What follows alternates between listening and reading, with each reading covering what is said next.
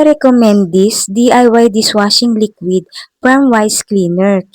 Makakamura ka dito kasi nakaset. Meron na siyang kasamang mga patch at meron ding sticker.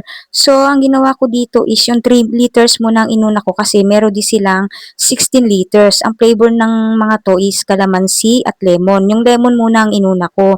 So, 3 litro muna ang ginawa ko kasi gagawin ko siyang personal use. Pwede rin siyang pambenta mga mi, makakatipid ka dito. At saka yung mga nakikita nating mga dishwashing liquid sa labas, yun din siya, parehang-pareha lang.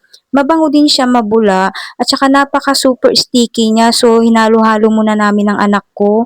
At eto na siya nung makalipas ng 3 oras. Ayan na siya, medyo nawawala na yung bula, 'di ba? Tapos maya-maya isinalin ko na 'yan. Buti na lang nakahanap ako ng imbudo dito sa bahay kasi ang tagal na 'tong nakatago.